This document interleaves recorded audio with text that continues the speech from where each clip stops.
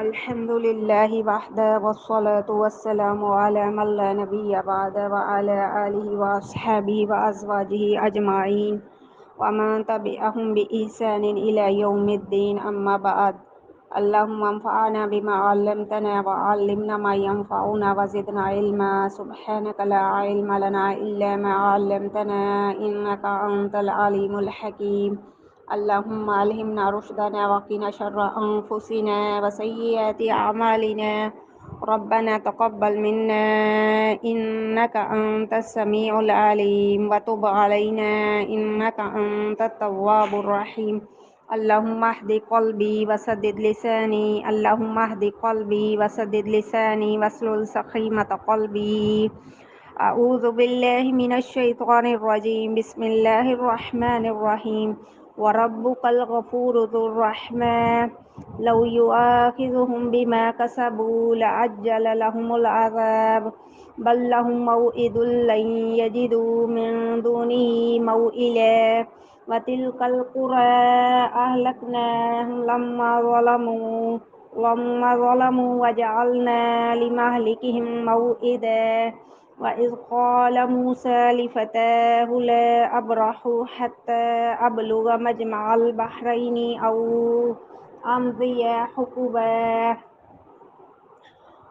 آیت نمبر 58 سورہ الکہف. وربک الغفور، اور تیرا رب جو ہے وہ الغفور نہایت بخشنے والا ہے، ذو الرحمہ خاص رحمت والا ہے. لو یؤاخذہم، وہ اگر وہ پکڑے انہیں، بما کسبوا اس وجہ سے کہ جو انہوں نے کیا یا کمایا، لعجل تو وہ جلدی کرے، لہم ان پر، العذاب عذاب کی،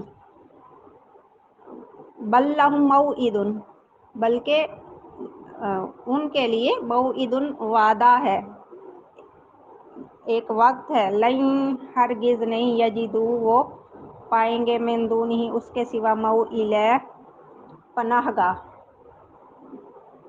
تو اگر وہ انہیں اس کی وجہ سے پکڑے جو انہوں نے کمایا ہے تو یقیناً ان کے لیے جلد عذاب بھیج دے، بلکہ ان کے لیے وعدے کا ایک وقت ہے جس سے وہ بچنے کی ہرگز کوئی پناہ گاہ نہ پائیں گے. وَتِلْكَ الْقُرَىٰ، اور یہ بستی، القرى بستیاں ہیں، اہلکناہم ہم نے ہلاک کیا انہیں، لما جب، ظلموا انہوں نے ظلم کیا، وجعلنا اور ہم نے بنا دیا، لمہلکہم ہلاکت کا، موعدہ وقت، ہم نے ان کی ہلاکت کے لیے ایک وقت مقرر کر دیا تھا. وَإِذْ قَالَ مُوسَىٰ، اور جب موسیٰ نے کہا، لِفَتَاهُ اپنے جوان سے، لا ابرح میں نہیں ہٹوں گا، حتیٰ یہاں تک کہ ابلغا میں پہنچ جاؤں، مجمع البحرین دو دریاؤں کے ملنے کے مقام پر، او امضیا حقوبا یا دو دریاؤں کے ملنے کے مقام پر پہنچ جاؤں یا مدتوں چلتا رہوں. تو جو ہے وہ اللہ تعالیٰ اپنی رحمت کا بتا رہا ہے کہ بخشنے والا ہے. اللہ کی ہر رحمت جو ہے وہ اس مبالغے کے صیغے کے ساتھ آتی ہے، بہت زیادہ بخشنے والا ہے، کوئی ایسا یعنی اس کے مثل نہیں ہے، لیسا کمثلہ شیء، بہت زیادہ بخشنے والا ہے، خاص رحمت والا ہے. اور اللہ تعالیٰ کی جو رحمت ہے وہ دنیا میں تو مومن کے لیے بھی ہے، کافر کے لیے بھی، البتہ روز قیامت جو ہے وہ اللہ تعالیٰ کی صفت جو ہے نا بخشنے والی اور بار بار بخشنے والی اور رحم کرنے والی، نہایت رحم کرنے والی، وہ صرف مومنین کے لیے ہوگی. اور لو یؤاخذہم، اللہ تعالیٰ اگر جو ہے وہ عذاب ان کو جلدی بھیج دے تو یعنی ان کے اعمال کی وجہ سے، تو جو ہے وہ ان کے اگر اللہ انہیں پکڑے جو انہوں نے کمایا تو ان کے لیے عذاب جلدی بھیج دے. تو اللہ تعالیٰ نے کیا کیا ہے کہ ان کے لیے ایک وقت مقرر کر دیا ہے، اس سے پہلے اللہ تعالیٰ عذاب نہیں بھیجتا. اور اللہ تعالیٰ کا یہ قاعدہ ہے کہ کبھی بھی جب تک کسی قوم میں ڈرانے والا اور خوشخبری سنانے والا نہ آئے، یعنی رسول، تو اللہ تعالیٰ جو ہے وہ عذاب نہیں دیتا. اللہ تعالیٰ انبیاء کو بھیجتا ہے، ان پر وحی بھیجتا ہے، اس کے بعد اللہ تعالیٰ جو ہے وہ انبیاء کے ذریعے انسان کی ہدایت کا، روحانیت کا سیدھے راستے کا، صراط مستقیم کا، اور سے شرک کے کلا کما کرنے کا انتظام فرماتا ہے انبیاء کے ذریعے، رسولوں کے ذریعے. لیکن پھر جب وہ نہ مانے اس بستی والے، مختلف مقامات پر اللہ تعالیٰ نے ہر جگہ انبیاء بھیجے. جس قوم پر نبی نہیں بھیجا گیا اللہ تعالیٰ نے اس کو عذاب بھی نہیں دیا. سابقہ قوموں میں اللہ تعالیٰ کا یہ طریقہ رہا ہے. قوم عاد تھی، ثمود تھی، قوم شعیب تھی، قوم نوح تھی، اور کئی قوموں کا ذکر ہے قرآن میں کہ اللہ تعالیٰ نے جو ہے وہ، قوم لوط تھی، اللہ تعالیٰ نے کیا کیا تھا کہ جو ہے وہ ان کو ڈرانے والا اور خوشخبری سنانے والا بھیجا تھا. لیکن جب انہوں نے بات نہیں مانی نبی کی تو اللہ تعالیٰ نے ان پر عذاب بھیج دیا. تو وہ کہتے تھے خود بھی کہ عذاب کہاں ہے ہمارے لیے، ہمیں عذاب دکھایا جائے. تو اللہ تعالیٰ نے ایک مقرر کیا ہوا وقت، کفار جو تھے قریش مکہ وہ بھی یہی کہتے تھے نبی صلی اللہ علیہ وسلم سے کہ جو ہے وہ جب تک کب آئے گا عذاب جس سے تم ہمیں ڈراتے ہو. تو قرآن میں اللہ تعالیٰ نے جگہ جگہ اس بات کو ایڈریس کیا ہے. بلکہ جو ہے وہ طائف کے موقع پر تو اللہ کے نبی صلی اللہ علیہ وسلم کو فرشتے نے کہا تھا کہ آپ اگر کہیں تو ہم ان کو دو پہاڑوں کے درمیان جو ہے وہ پیس دیں. لیکن اللہ کے نبی صلی اللہ علیہ وسلم نے فرمایا تھا کہ میں نہیں چاہتا کہ جو ہے وہ میں ان کو بد دعا نہیں دینا چاہتا. ہو سکتا ہے کہ ان کی اولاد میں سے کوئی ایمان لانے والا ہو. تو اسی قبیلے کے لوگوں نے بعد میں چل کر جو ہے وہ ایمان لے کر آئے تھے. تو یہ ایک طرح سے اللہ تعالیٰ کا وعدہ ہے. تو وہ قوم سبا، سمود، مدین اور قوم لوط کی جو بستیاں ہیں ان کی تمام عرب کے لوگ واقف تھے، کیونکہ وہ وہاں سے گزرتے تھے تو ان کا سامنا ہوتا تھا. تو اللہ تعالیٰ جو ہے وہ عذاب کے وعدے کا جو وقت ہے نا، دنیا میں ہو یا آخرت میں، تو جب گرفت ہوگی نا تو کوئی پناہ نہیں پائیں گے سوائے اللہ کے. تو کفار قریش کو بھی ڈرنا چاہیے کہ ایسا نہ ہو کہ اللہ تعالیٰ ان کا بھی حشر کرے. اور وَإِذْ قَالَ مُوسَىٰ لِفَتَاهُ، یہ بڑا طویل قصہ ہے. موسیٰ علیہ السلام خضر کے پاس جو ہیں وہ علم حاصل کرنے کے لیے گئے تھے. یہ ایک مستقل قصہ ہے. اس میں اس بات کی تائید بھی ہے کہ جو پہلے دونوں قصوں میں گزری ہے کہ وہ جو کافر تھا اپنے مال اور جاہ پر مغرور رہتا تھا اور مسلمانوں کو ذلیل سمجھتے تھے، اور یہ قریش کی بھی عادت تھی مسلمانوں کو ذلیل سمجھ کر آپ صلی اللہ علیہ وسلم سے کہتے تھے کہ اگر ان کو اپنے پاس نہ بٹھاؤ تو ہم آپ کے پاس بیٹھیں گے. تو اللہ تعالیٰ نے دو بھائیوں کا قصہ بیان فرمایا، دنیا کی مثال دی. ایک ابلیس جو ہے پھر بتایا کہ وہ تکبر ہی تھا اس کے اندر، وہ ہلاک ہوا. تو اللہ تعالیٰ نے موسیٰ علیہ السلام اور خضر کا واقعہ بیان کیا کہ جلیل القدر اور اولو العزم پیغمبر جو ہیں وہ اتنے زیادہ علم و عمل کے باوجود وہ خضر علیہ السلام سے ایک پیغمبر جو ہے نا اولو العزم، وہ ایک خضر علیہ السلام سے علم حاصل کرنے گئے ہیں تواضع اختیار کرتے ہوئے، اور ان کی پھر ہر شرط بھی قبول کیا. تو یہ علم حاصل کرنے کی ایک طرح سے دین کے جو طلاب ہیں ان کے لیے بھی ہے، ہم جیسوں کے لیے بھی ہے کہ ہمیشہ عاجزی کے ساتھ جو ہے نا دین کا علم حاصل کرنے کے لیے ذہانو تلمذ ہونا چاہیے. استاد کے سامنے ایسے بیٹھ جائیں کہ جیسے جو ہے وہ ہم بہت ہی کوئی حقیر چیز ہیں. استاد کا ادب نہیں کریں گے علم نہیں آئے گا. تو فتن جو ہے نا نوجوان ہے، اور عربی میں نوجوان کو فتح کا لفظ استعمال ہوا ہے، اور خادم کو بھی. تو بہتر خدمت نوجوان کر سکتے ہیں. جو نوجوان ہوتا ہے نا وہ زیادہ خدمت گزار اچھا ہوتا ہے. قرآن میں ہے نا کہ مطلب کم عمر جو ہے نا خدمت گزار ہوں گے جنت میں. تو یوشع بن نون تھے یہ جو نوجوان تھے کہا جاتا ہے، اور موسیٰ علیہ السلام سے بہت محبت رکھتے تھے، ان کی خدمت کے لیے ان کے ساتھ رہتے تھے. موسیٰ علیہ السلام کے بعد ان کے جانشین بھی بنے تھے یہ، اور انہی کے ہاتھوں بیت المقدس فتح ہوا تھا. تو کوئی شخص خوش دلی سے خدمت کرنا چاہے تو اس کی خدمت لی جا سکتی ہے.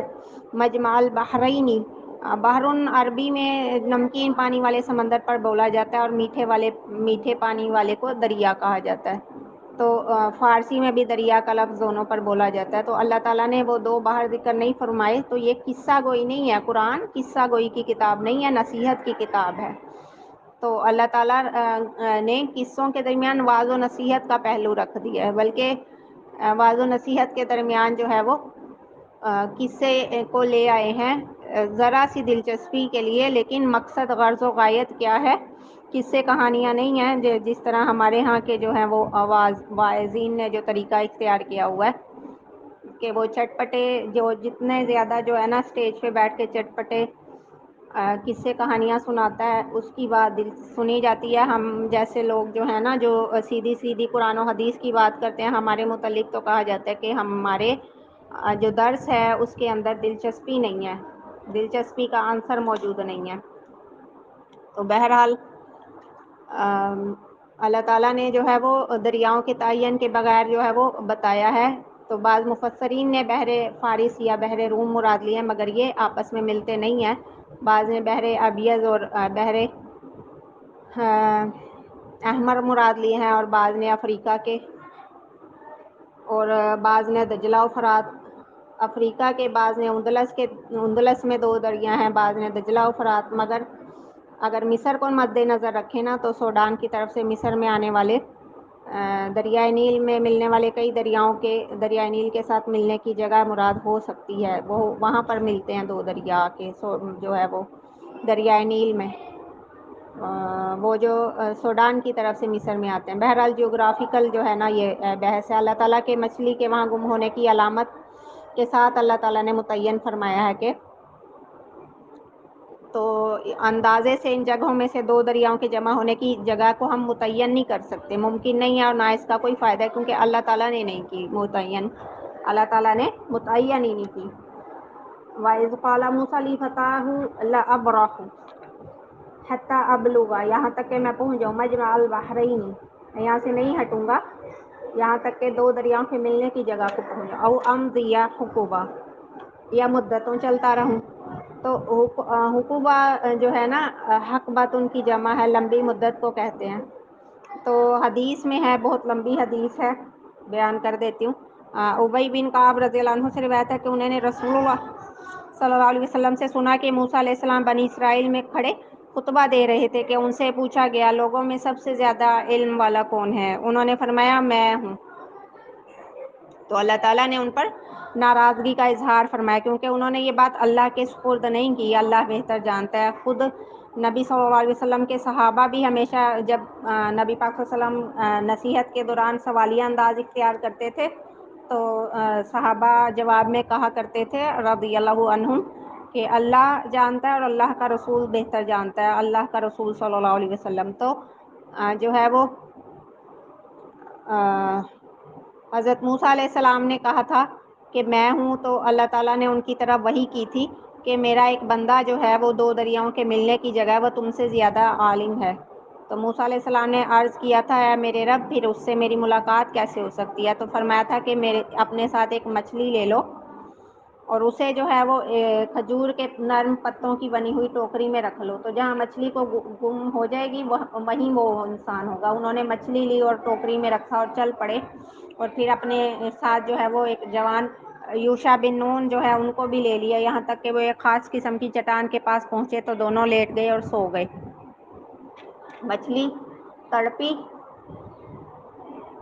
اور جو ہے وہ دریا میں جا گری, اور اس نے دریا میں اپنا راستہ سرنگ کی صورت میں بنا لیا, اور اللہ تعالیٰ نے مچھلی سے پانی کا بہاؤ روک دیا تو وہ اس پر تاک کی طرح ہو گیا. تو جب موسیٰ علیہ السلام جاگے انہوں نے ان کا ساتھی جو ہے وہ مچھلی کے متعلق بتانا بھول گیا. وہ دونوں دن کا باقی حصہ اور رات بھر چلتے رہے. اگلا دن ہوا تو موسیٰ علیہ السلام نے اپنے جوان سے کہا ہمارا دن کا کھانا لاؤ. یہ آگے جو ہے نا یہ لمبی آیات ہے, وما یہ آگے جو ہے نا یہاں سے فلما بلغ مجمع بینہما نسیا حوتہما فاتخذ سبیلہ فی البحر سربا فلما جاوز قال لفتاہ آتنا غداءنا لقد لقینا من سفرنا ھذا نصبا.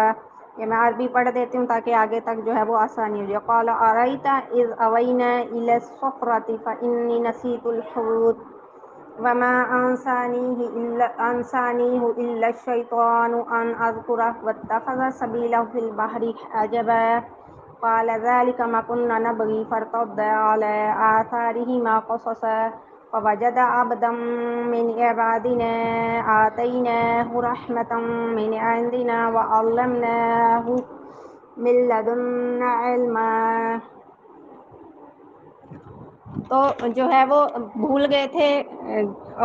اگلے دن موسیٰ علیہ السلام نے جوان سے کہا کہ ہمارا دن کا کھانا لاؤ, ہمیں اس سفر میں تھکاوٹ ہوئے تھے. رسول اللہ صلی اللہ علیہ وسلم نے فرمایا کہ موسیٰ علیہ السلام کو اس وقت تک تھکاوٹ نہیں ہوئی تھی جب تک وہ اپنی اس جگہ سے آگے نہیں گزرے تھے. اللہ تعالیٰ نے کہا تھا نا کہ وہاں چلے جاؤ جہاں 2 دریا ملتے ہیں, وہ آگے چلے گئے تھے. تو ان کے نوجوان نے ان سے کہا کہ آپ نے نہیں دیکھا تھا کہ ہم اس چٹان کے پاس ٹھہرے تھے, تو میں مچھلی کو بھول گیا اور مجھے اس کا ذکر کرنا شیطان نے بھلا دیا تھا, اور اس نے دریا میں اپنا عجیب راستہ بنا لیا. مچھلی کے لیے سرنگ بنی اور موسیٰ علیہ السلام اور ان کے جوان کو تعجب ہوا. موسیٰ علیہ السلام نے کہا یہی تو ہم ڈھونڈ رہے تھے. تو وہ اپنے قدموں کے نشانوں کا پیچھا کرتے ہوئے واپس پلٹے, یہاں تک کہ اس چٹان تک آ پہنچے. تو اس وقت وہاں ایک آدمی کپڑا اوڑھ کر لیٹا ہوا تھا. اسے موسیٰ علیہ السلام نے سلام کہا تو خضر نے کہا اور تیری سرزمین میں سلام کیسا کہا؟ انہوں نے کہا موسیٰ علیہ السلام نے کہا میں موسیٰ ہوں. اس نے کہا کہ بنی اسرائیل والے موسیٰ؟ انہوں نے کہا ہاں. تو میں آپ کے پاس آیا ہوں, آپ کو جو کچھ سکھایا گیا ہے میں اس میں سے کچھ مجھے بھی سکھا دیں, بھلائی والی بات, خیر کی بات. جیسے ہم لوگ خیر کی باتیں سیکھنے کے خواہاں ہیں, میں سکھانے میں ہوں اللہ تعالیٰ, اور میں بھی آگے سیکھ رہی ہوں اور آگے سے پھر آگے خواتین کو سکھا رہی ہوں. تو ہر علم والے کے اوپر جو ہے وہ علم والا ہوتا ہے, یہ اللہ تعالیٰ نے قاعدہ خود ہی بتا دیا قرآن میں. فوقہ ذی کل علم علیم. اور تو انہوں نے کہا کہ میں آپ کے پاس آیا ہوں, جو آپ کو سکھایا گیا ہے تو مجھے بھی سکھا دیں. اس نے کہا کہ تو میرے ساتھ جو ہے نا صبر نہیں کر سکے گا. تو موسیٰ نے کہا کہ اے موسیٰ میں اللہ کے علم میں ایسے علم پر ہوں جسے تم نہیں جانتے, اور تم اللہ کے علم میں ایسے علم پر ہو جسے میں نہیں جانتا. تو موسیٰ علیہ السلام نے کہا کہ اگر اللہ نے چاہا تو آپ مجھے صبر کرنے والا پائیں گے. یہ آگے طویل آیات ہیں, اور یہ بھی آگے ذکر ہے کہ وہ کس طرح پھر چلے اور راستے میں سوالات تھے. تو انہوں نے کہا کہ میں تمہارے کسی حکم کی نافرمانی نہیں کروں گا. تو خضر نے اس سے کہا کہ اگر تم میرے پیچھے چلا ہے تو مجھے کسی چیز کے بارے میں مت پوچھنا, یہاں تک کہ میں تیرے لیے اس کا خود ہی ذکر کروں. وہ دونوں چل پڑے, دریا کے کنارے جا رہے تھے. ایک کشتی گزری تو انہوں نے ان سے بات کی کہ وہ انہیں سوار کر لیں. ان لوگوں نے تو خضر کو پہچان لیا اور اجرت کے بغیر سوار کر لیا. تو جب وہ دونوں کشتی میں سوار ہوئے تو اچانک ہی خضر نے کشتی کے تختوں میں سے ایک تختہ تیشے کے ساتھ اکھیڑ دیا. تو موسیٰ علیہ السلام نے اس سے کہا کہ ایسے لوگ جنہوں نے ہمیں اجرت کے بغیر سوار کر لیا, تم نے بڑھ کر ان کی کشتی کا تختہ اکھیڑ دیا تاکہ اس میں سوار لوگوں کو غرق کر دو. بلا شبہ یقیناً تو ایک بڑے کام کو آیا ہے. تو کہا میں نے کہا تھا نا کہ تم سے صبر نہیں ہوگا. تو یہ سارا کچھ تھا تو اللہ کی طرف سے ایک پیغمبر کے لیے امتحان اللہ تعالیٰ نے لکھ دیا تھا, ورنہ اللہ تعالیٰ چاہتا تو اپنے پیغمبر کو اولو العزم پیغمبر کو امتحان میں نہ ڈالتا. ٹھیک ہے, تو یہ اللہ کی حکمت ہے, وہی بہتر جانتا ہے, ہم فیصلہ کر نہیں سکتے. اور نبی کے متعلق تو ہم بالکل بھی جو ہے وہ نبی کی عصمت کے خلاف جو ہے ہم کوئی ایسا عقیدہ نہیں رکھ سکتے. تو کہا کہ پھر موسیٰ علیہ السلام نے کہا اس بات پر نہ پکڑنا جو ہو گیا اور مجھے میرے معاملے میں مشکل میں نہ پھنسا. تو یہ ابی بن کعب رضی اللہ عنہ جو راوی ہیں, انہوں نے کہا رسول اللہ صلی اللہ علیہ وسلم نے فرمایا کہ یہ پہلی دفعہ موسیٰ علیہ السلام سے بھول ہوئی تھی. فرمایا اور ایک چڑیا آئی اور کشتی کے کنارے